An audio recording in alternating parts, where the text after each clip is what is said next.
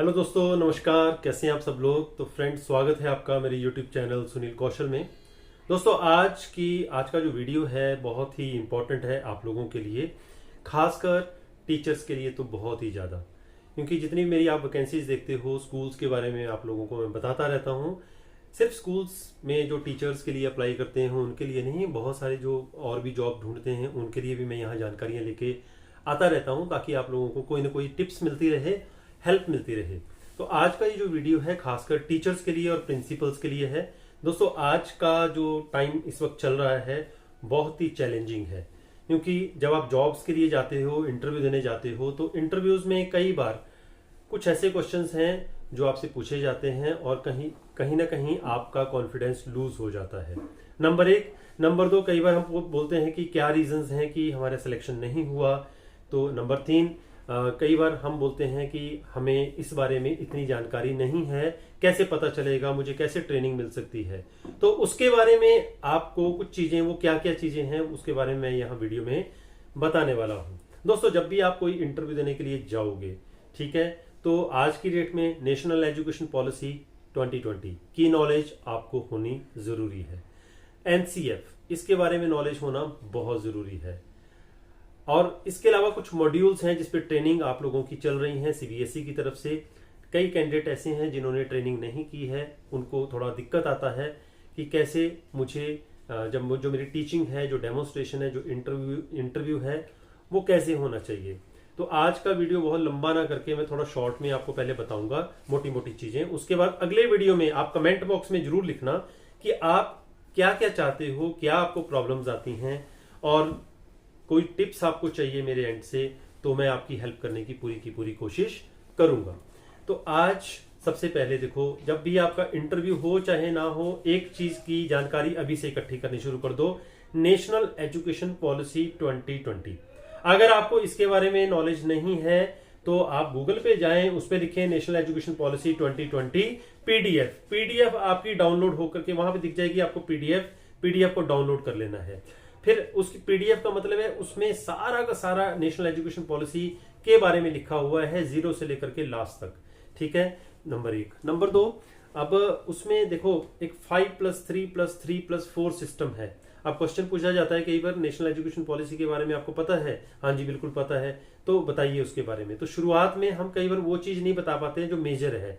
5+3+3+4 system, अब ये क्या है वो मैंने आपको बताया कि पीडीएफ जरूर डाउनलोड करो। नंबर दो, ये टीचर्स के लिए और प्रिंसिपल्स के लिए, दोनों ही के लिए ही बहुत जरूरी है दोस्तों, क्योंकि आने वाला जो साल है 2024, उसमें नेशनल एजुकेशन पॉलिसी पूरी तरह से स्कूलों में लागू हो जाएगी। तो आपकी उसमें असेसमेंट रिपोर्ट भी बनेगी, और उसमें जैसे जितनी भी एक्टिविटीज उसमें बताई गई हैं वो सारी टीचर्स को करवानी भी हैं, और प्रिंसिपल्स के लिए भी काफी चैलेंज रहेगा। वो असेसमेंट रिपोर्ट तैयार करके फिर आगे सबमिट भी करवानी पड़ेगी, और जो भी मतलब अथॉरिटीज हैं उनको आपको मेल भी करनी पड़ेगी। तो अभी से लिए बिल्कुल कमर कस लो। इसलिए मैंने आप लोगों के लिए सोचा कि ये वीडियो जरूर बनाऊं, ताकि आप लोग पहले से ही इस चीज की तैयारी करना शुरू कर दो। नंबर दो, एनसीएफ। अब नेशनल एजुकेशन पॉलिसी तो पूरी लागू होती है प्री प्राइमरी विंग से लेकर के यूनिवर्सिटी लेवल तक लेकिन एनसीएफ भी एक नेशनल करिकुलम फ्रेमवर्क, ठीक है, ये भी एक नई पॉलिसी ही बोल सकते हैं हम इसको। एक नया फ्रेमवर्क बन के आया है, एक नया करिकुलम बन के आया है, और इसके बारे में ये प्री प्राइमरी और प्राइमरी दोनों विंग के लिए लागू होता है। जो टीचर्स प्री प्राइमरी और प्राइमरी विंग में पढ़ा रहे हैं या पढ़ाना चाहते हैं आगे, उनको एनसीएफ की नॉलेज होना बहुत जरूरी है। तो एनसीएफ की बुकलेट भी आती है, मार्केट में आपको मिल जाएगी, या फिर आप उसको भी गूगल पे लिखोगे, एनसीएफ लिखोगे तो NCF school curriculum, NCF school curriculum, कुछ भी लिखो, पीडीएफ साथ में जरूर लिखना। तो पीडीएफ आ जाएगी, मतलब बुकलेट आ जाएगी, उसको डाउनलोड आप जरूर करना और उसको अच्छी तरह से पढ़ना है आपने। दो चीजें हो गई। तीसरा दोस्तों, आज की डेट में बहुत हर टीचर चाहता है कि मुझे अच्छी सैलरी मिले। ठीक है, अच्छी सैलरी, अब कोई बोलता है ये छोटा स्कूल है, कोई बोलता है ये बड़ा स्कूल है, छोटे स्कूल में सैलरी कम मिलती है, बड़े स्कूल में सैलरी ज्यादा मिलती है। दोस्तों, पहली बात तो स्कूल है, विद्या का मंदिर है। वैसे ही आप ना, कोई टीचर बुरा होता है, अच्छा होता है, सब टीचर अच्छे होते हैं, सब टीचर बहुत अच्छे होते हैं, क्योंकि चाहे वो छोटे स्कूल में पढ़ा रहा है, बड़े स्कूल में पढ़ा रहा है। छोटे स्कूल का मतलब जहाँ स्ट्रेंथ कम है या बिल्डिंग छोटी है तो बोलते हैं छोटा स्कूल है, बहुत बड़ी बिल्डिंग है ये बड़ा स्कूल है। आपको मैं इतना जरूर बताना चाहूँगा, स्कूल कोई भी हो, जब बच्चा वहाँ से निकलता है और कोई एग्जाम क्रैक करता है, तो दोस्तों आपने ये भी देखा होगा कि गांव के बच्चे भी आज की डेट में यूपीएससी का एग्जाम क्लियर कर जाते हैं।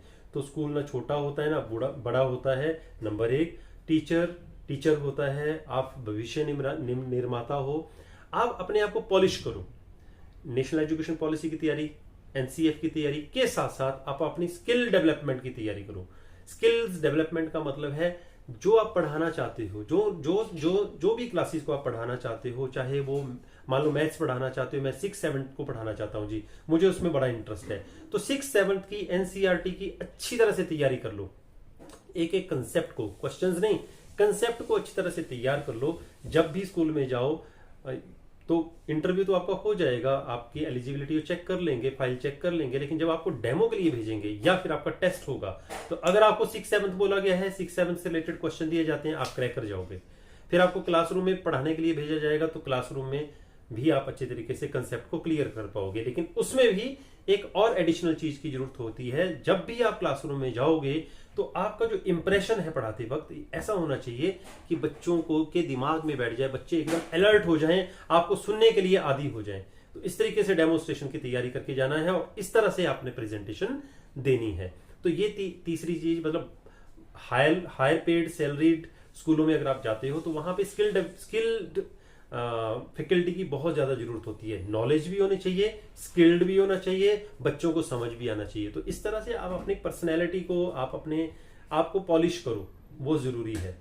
सैलरी जरूर मिलती है बड़े स्कूलों में, मतलब जहां बहुत बड़े स्कूल मीन्स जहां ज्यादा स्ट्रेंथ है, जहां पे सैलरी पैकेज ज्यादा दिए जा रहे हैं, वो उनका जो प्रोटोकॉल होता है, जो तरीका होता है, वो सबसे पहले आपको देखेंगे कि आपका कम्युनिकेशन कैसा है, ठीक है। नंबर 2, आपका एकेडमिक्स कैसा है। तीसरा, आपका नॉलेज कैसा है, और नॉलेज चेक करते हैं, टेस्ट ले लेंगे आपका। मुझे कई बार टीचर्स पूछ लेते हैं, सर टेस्ट होगा?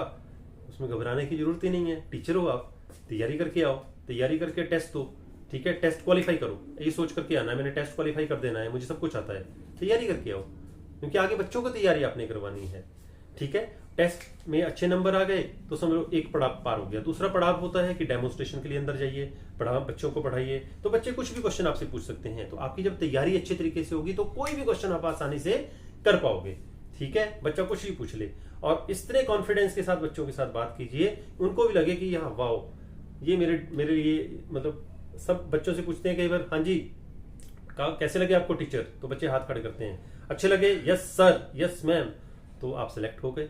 उसके बाद सैलरी का कोई इशू नहीं होता दोस्तों, सैलरी बहुत अच्छी मिल जाएगी आपको। तो चलिए, आज का ये जो वीडियो था आपको मोटिवेट करने के लिए था, आपको प्रोत्साहित करने के लिए था। आप जो कई बार बोलते हैं कि मेरा कॉन्फिडेंस लूज हो जाता है जब मैं इंटरव्यू देने जाती हूँ, मुझे डर लगता है, निकाल दो डर। ये सोच के जाओ, ज्यादा से ज्यादा क्या होगा, सिलेक्ट नहीं करेंगे, लेकिन तैयारी करके जाना है। बिंदास बात कीजिए, बिल्कुल बेधड़क बात कीजिए, बिना डर के बात कीजिए, ठीक है। इस तरह से बात कीजिए कि उनको लगे कि नहीं, this candidate is very deserving. मैंने कहा ज्यादा से ज्यादा 2 ही चीजें होती हैं, या तो आप रिजेक्ट होंगे या आप सिलेक्ट होंगे। अगर आप फुल तैयारी के साथ गए हैं, कॉन्फिडेंस के साथ गए हैं कि ज्यादा से ज्यादा क्या होगा, रिजेक्ट हो जाऊंगा, तो आप सिलेक्ट पक्का होंगे। अगर आज के इस वीडियो में कोई भी बात बुरी लगी हो, उसके लिए वेरी वेरी सॉरी, माफ कीजिएगा।